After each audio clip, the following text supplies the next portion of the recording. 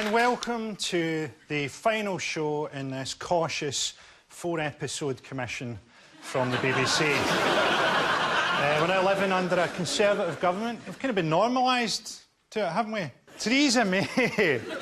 Theresa May keeps going on TV and doing that weird smiling thing that she does. You know that thing that's halfway between having a stroke and screaming forever?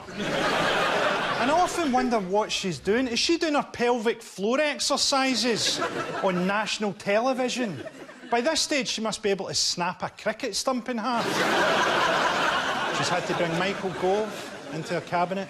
Putting Michael Gove in charge of the environment is like putting an orangutan in charge of the Foreign Office, something which she's also done. David Davis, the Brexit negotiator, he's the favourite to be the next Tory leader. David Davis is 68, Jeremy Corbyn is 68, and Vince Cable is dying. It'd be good to have one party leader who wasn't conceived by gaslight in an air raid shelter. I don't trust our Brexit negotiating team, incidentally. I think our Brexit negotiating team are the sort of people who would end up paying full price on a DFS sofa. The Labour Party are leading in the polls. Jeremy Corbyn's leading in the polls. If there was an election tomorrow, Labour would win, and yet Corbyn still doesn't have the support of his own MPs. So he might be ahead in the polls, but he's still the worst person at controlling a party since Michael Barrymore.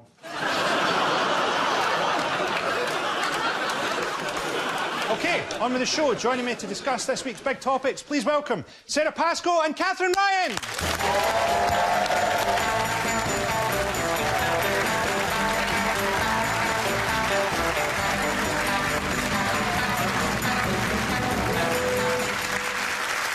Hello. Hello. It's been a couple of weeks. What have you been up to? I've invented a drinking game. Whoa. Yeah, the Trump treason drinking game. How do you play? Basically, when you watch the news, if there's a sentence that has Trump and treason together, you take a drink.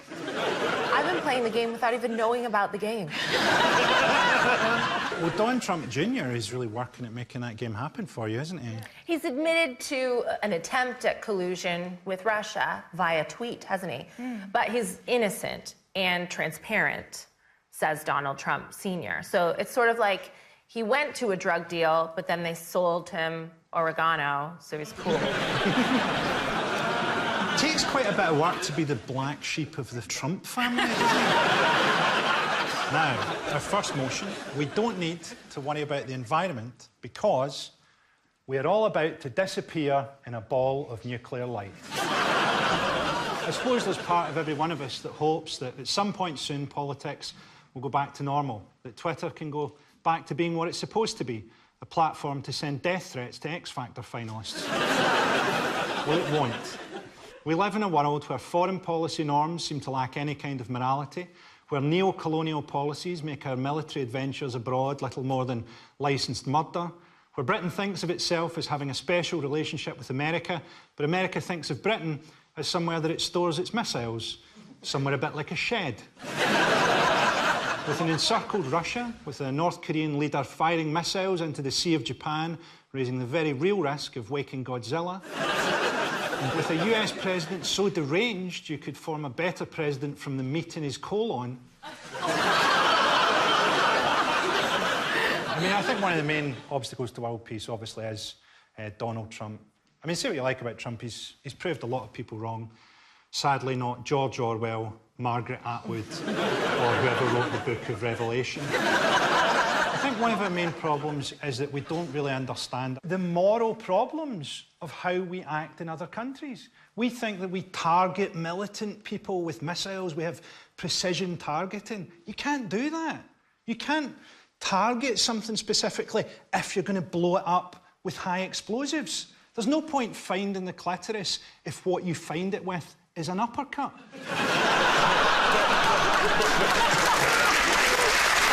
Joining us to discuss our impending doom, please welcome Romesh Ranganathan and Desiree Birch.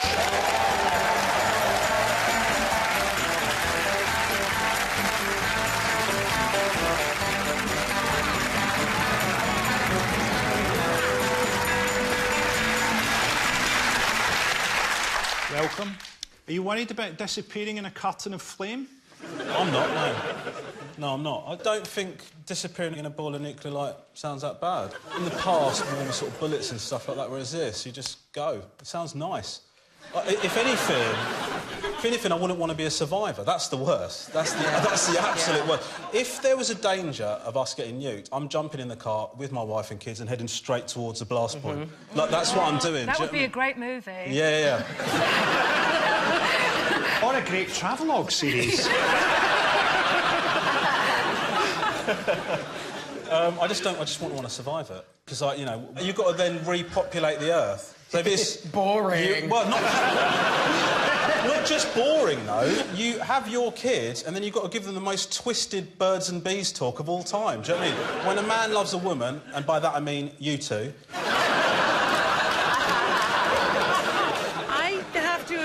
I mean, unfortunately, I think that we're going to be asphyxiated by cow farts far before we actually die in the nuclear winter. So if nuclear winter comes, like, I'm super for it. Because, again, you know, not only do you have to, like, you know, have your brother and sister make babies, but then they have to, like, recreate the world, like, figure out what language we're all going to speak, figure out who we're going to decide to oppress, to create a fake economy, like, start everything over again. You know, it's a lot of work.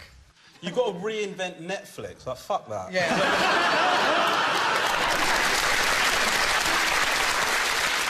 So, first up, Donald Trump's image among his supporters is built around his proclaimed love of America. Take a look at this peculiar behaviour.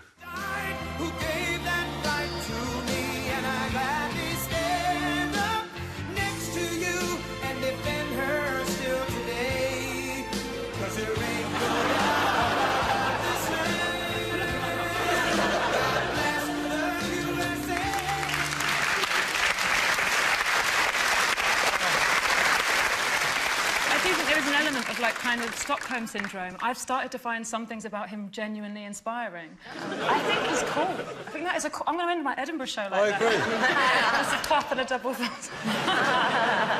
I actually think that's good. For him, I mean. I mean, not good for the world and our descent towards the apocalypse, but in terms of what he was doing, he's trading on patriots, right? And that is actually a killer move. He's going up and hugging a flag.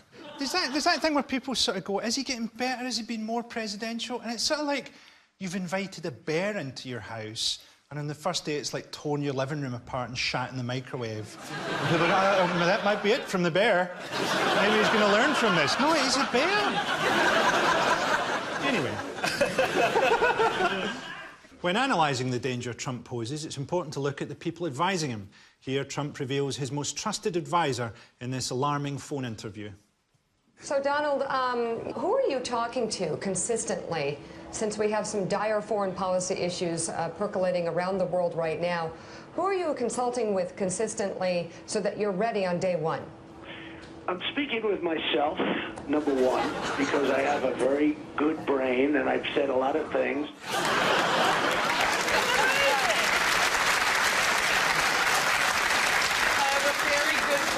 It's a good brain. Don't tell me it's not a good brain. I have a good brain. In many ways, he's incredible, right? He's a demagogue in the purest sense, right? In terms of, listen to anybody else, they go, we're going to take money from this fund and we're going to put it into this. And then you just listen to him and he goes, I'm going to make healthcare so great. And then they go, how? Just, it's going to be amazing. Trust me. Yeah. Do you know what I mean? And ISIS, we're going to kick the shit out of them. How are you going to do it? Just trust me, we're going to kick the shit out of them. He just says this, and you go, yeah, I want that to happen. He must be thinking about assassinating Trump, mustn't he? No, because the assassinators are on his side. Yeah. You're not going to have, like, a vegan just go shoot him in the face. Right. Trump's broadcasting allies, Fox News, were keen to investigate who American students see as the real threat to world peace, and they weren't too happy with their downbeat responses. All right, Tucker, thanks so much. 24 minutes after the hour. Well, they are supposed to be some of the smartest students in the world, but one question got some pretty shocking answers at Harvard. What is a bigger threat to world peace, America or ISIS? To world peace? Well, America. I don't think anyone would argue that we didn't create the problem of ISIS ourselves. We are, at some level, the cause of it. They're trying to appear to be intellectual when they claim that America is a greater threat to world peace. I guess they're just a lot smarter than us, and that's why they seem to say that.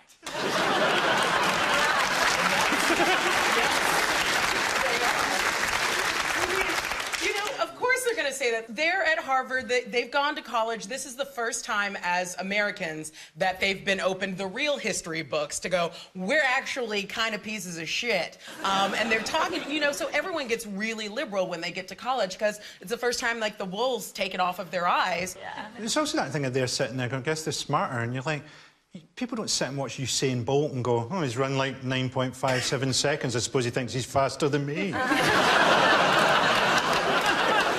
It's not a new thing that America are a greater threat to world peace than ISIS. I mean, arguably, under Obama, they were a greater threat to world peace than ISIS. The assumption is that he wasn't a violent president, and so Trump has actually highlighted, by his idiocy and madness, how dangerous the times are that we live in. So that's a positive thing about Trump. There's a thing that's better about him than Obama. But the sad thing is, Obama created all this apparatus where he has kill lists and drones and all that kind of stuff, and then he handed it over to Trump. Yeah. You know, so in a way, it's the worst of all worlds. Yeah. You've got to be careful about next owner. When you're plotting this shit. I did a gig in Cheltenham one time, and there's a BAE Systems, I think, or some kind of weapons manufacturer near Cheltenham. I started giving some people in the audience a hard time about developing weapons, and a guy said, I don't work on weapons, I just design tail fins for missiles. It's nothing to do with me. So that's his way of dealing with it, of creating that disconnect. He goes, oh, I just work on the temperature that flesh melts at.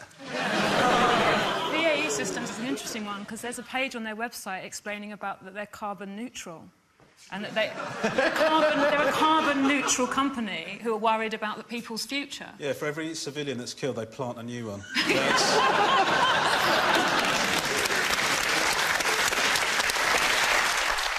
Now, the main customer for British Arms is Saudi Arabia. The truth is, everyone knows that many Western democratic beliefs aren't compatible with the Saudi regime, and it's becoming harder and harder for politicians to defend our relationship with them, as this up-close and uncomfortable footage demonstrates. Well, you were over there. The Secretary criticised the conduct of the Iranian elections and Iran's record on democracy. He did so standing next to Saudi officials. How do you characterise Saudi Arabia's commitment to democracy? And does the administration believe that democracy is a buffer or barrier or against extremism? I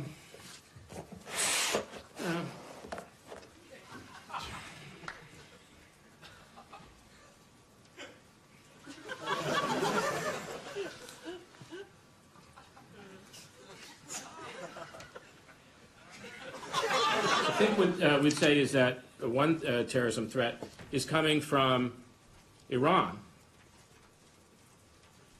And that's coming from a part of the Iranian apparatus that is not at all responsive to its electorate.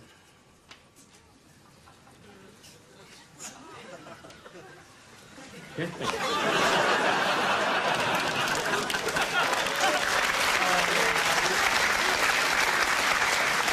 It's so rarely that you actually see a human being buffering. Yeah.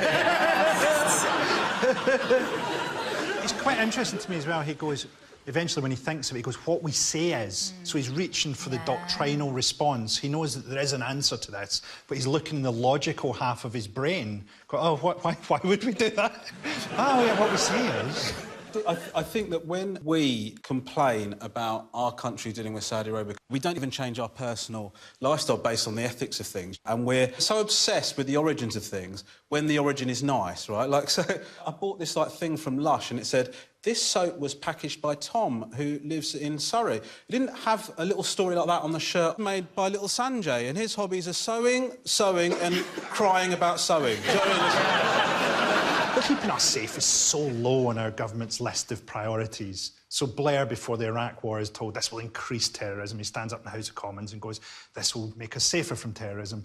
Cameron's told before he goes into Libya, this will increase terrorism. He stands up in the House of Commons and goes, this will keep us safe from terrorism. They're safe from terrorism.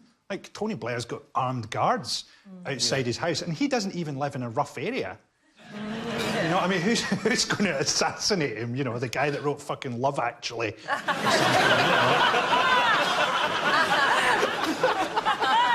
With the end of the world on the horizon, you may be wondering if people actually pay attention to all the scaremongering spread by the media and, well, me. Take a look at some paranoid citizens in these terrifying scenes from American TV show Doomsday Preppers. Across the country, ordinary Americans from all walks of life are taking whatever measures necessary to prepare. I'm preparing my family for the total destruction of the power grid. The Yellowstone supervolcano. A financial collapse. And protect themselves. When survival's the goal, it's into the spider hole. Fast, fast, fast, fast, fast. Go, go, go, go, go. From what they perceive as the fast approaching end of the world as we know it. So I'm gonna use like this.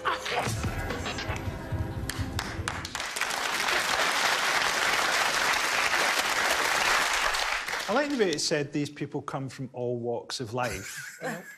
They seem to come from one walk of life, nutter. Some of those things made sense, but massive plate of pasta made no sense. Every generation has this fear of the end of the world. I think it's narcissistic, actually, to be like, it's gonna be us, this guy. It's not gonna be us. That's the thing, you see. That contradicts your proposition, because you're saying we're all about to disappear in a ball of nuclear light. And these preppers are hoping that they're not going to. And then those people are going to reproduce, and that's what the human race is going to be. That's more terrifying than your proposition. If we all die, brilliant. If those pricks are left behind, dear God, help us all. So, in conclusion, we humans are doing our shitty best to destroy the planet. We've flattened the rainforests, we've bleached the Great Barrier Reef, and we're about 3 rhinos away from killing the rhinos. But we do have one great ecological success story to our name. We have created super gonorrhea. We've barebacked ourselves a whole new strain of antibiotic-resistant living fuck juice. And for that, we should be proud. Together, we have created something that refuses to die. In a landscape of unremitting horror and destruction, we have fucked hope into a dying world. Super gonorrhea will be the one enduring legacy of human civilization. It will be our Sistine Chapel, our King Lear. But we can't be complacent.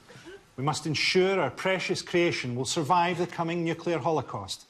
It is our duty to transfer antibiotic-resistant gonorrhea to cockroaches. This is how we must spend our last days on Earth, having unprotected sex with cockroaches. Before the bombs start falling, we must fuck our cultural legacy into those hardy insectoid time capsules. Even now, I'm speaking to you with a live cockroach sellotaped to the tip of my cock. Because it's the right thing to do. This is the circle of life. Hakuna Matata.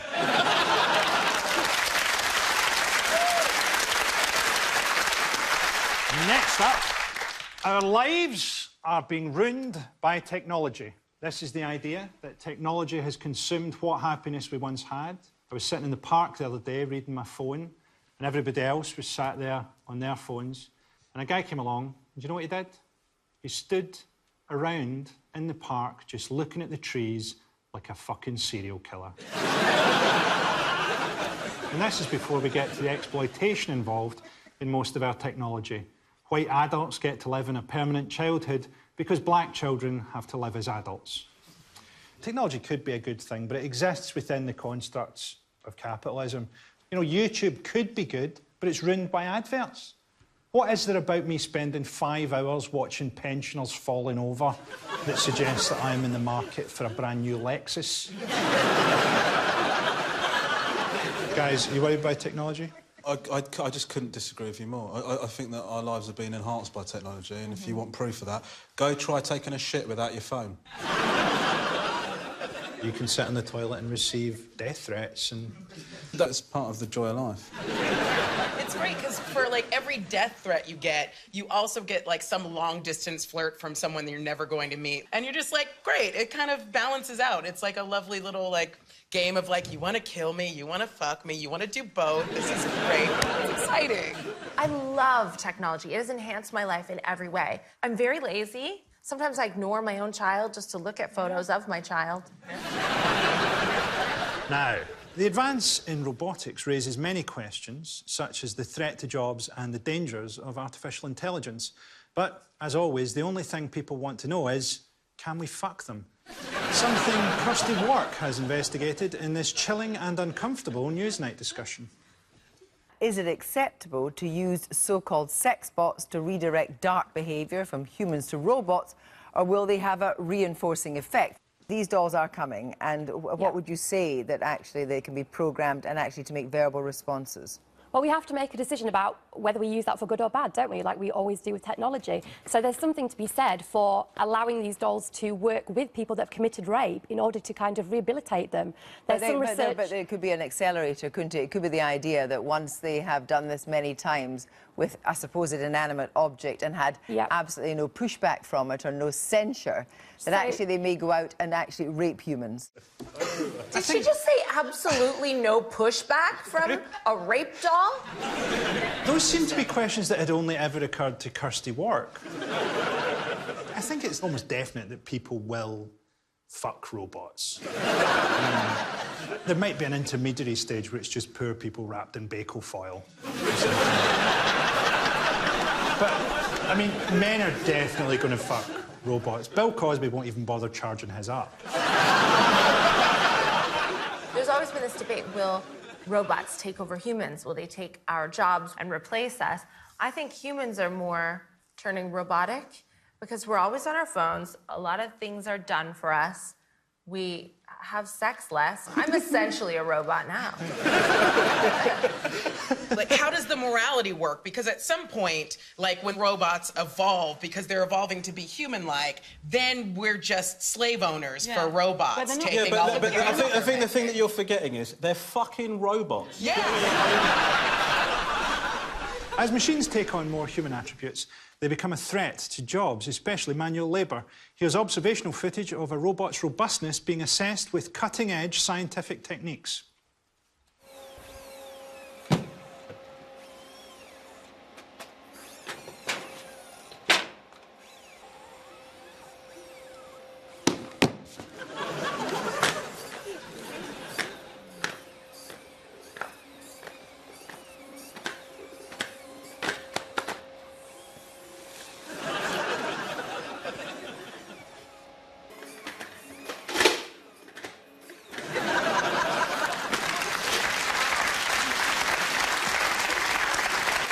When he was going out the door at the end, I thought he was off to kill that guy's family. Totally. Basically a £10 million robot that earns minimum wage. You know that robot's final destination is to wear a crown of guns as he runs through some village playing Donald Trump's tweets through a tannoy on his face.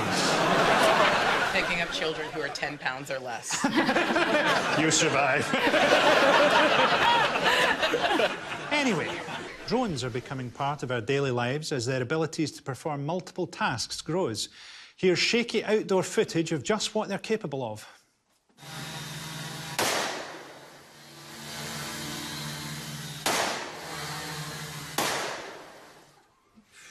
Good luck fucking that.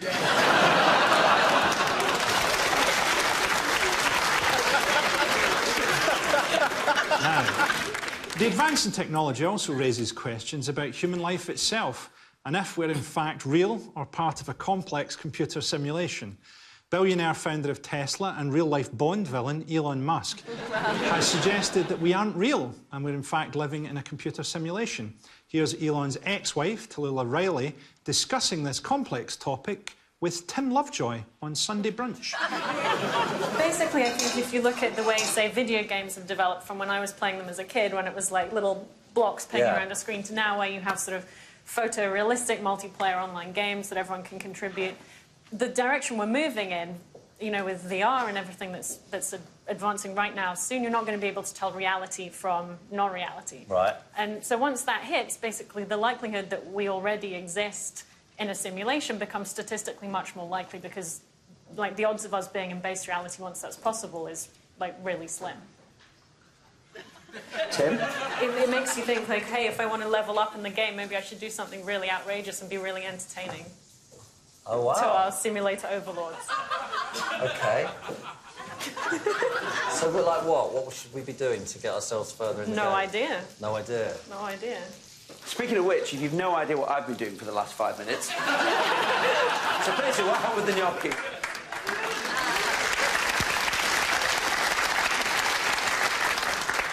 Was the idea it's alien over... Is it alien? It's not so much. It's more like there's a base reality which would have developed simulations to a point where they could create a simulated universe. Yeah. And from that point, those simulations would create simulations, so there would be billions of simulated universes. So then, if you accept that, the chances of us being the base reality are billions to one. Oh, I see. So imagine, like, human beings designed a computer game called Sims, where people live kind of like human-like lives. And if in Sims they started designing a game which was little people who looked like Sims who were just behaving, right? And then that game started doing another game inside it where people who looked like them were just living lives like theirs. Yeah. And then would those people then do another... I think I'm getting it. Well, the screwed up thing about this is that all of these scientists who forever have been browbeating all of these sort of, you know, fundamentalists are basically like, oh yeah, actually intelligent design. There is something up there that made all of this happen. And you're like, wait a second, we've been yelling at these, you know, cavemen who are like, oh, evolution doesn't exist and somebody made it, you know, for years. And then it was like, oh no, actually, somebody made it. It's just not a dude with a beard. I think the danger when people start going, oh, it's not real, is when someone who is already mentally unsound goes, oh, I see, I don't have to obey morality. Someone thinks this is exciting. Well, someone starts just living as if they're in Grand Theft Auto because they've watched Sunday Brunch. Try to explain why they're holding up a police station. Did you not watch Sunday Brunch?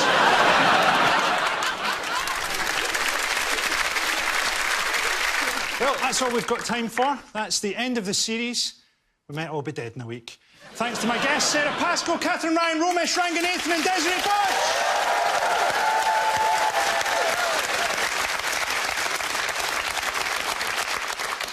But before I go, I'd like to leave you with this thought.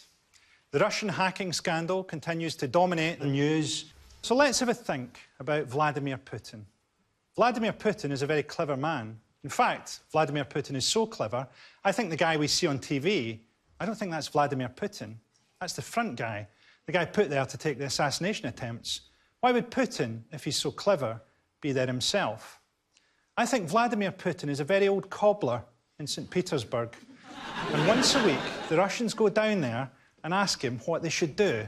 And he always insists on finishing the shoe that he's working on.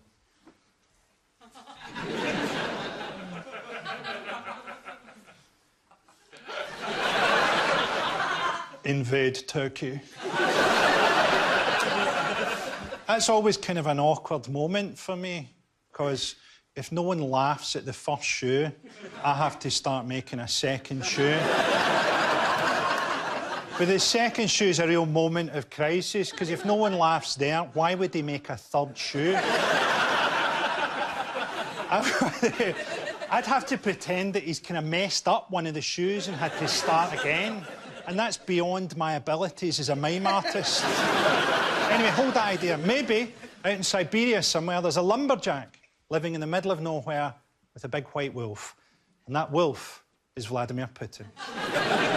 Or, what's the photo you always see of Vladimir Putin? He's naked from the waist up and riding a horse. Perhaps Vladimir Putin is trying to prepare us for the fact that he is a centaur. One day you'll switch on the news and there'll be Vladimir Putin galloping into the United Nations and taking a 2-minute-long piss. He taps out a message with his hoof until someone informs him that he has a mouth and can speak. Vladimir Putin says that he doesn't care and that this is also what the hoof message will say when they translate it. Vladimir Putin will ride himself to victory in the Cheltenham Gold Cup. And one day his advisor will say, Vladimir, you're not a centaur, you're an old cobbler who is losing his mind and happens to run the world. And the old cobbler doesn't answer because he is flirting with a woman's torso that he has stitched onto a dead horse.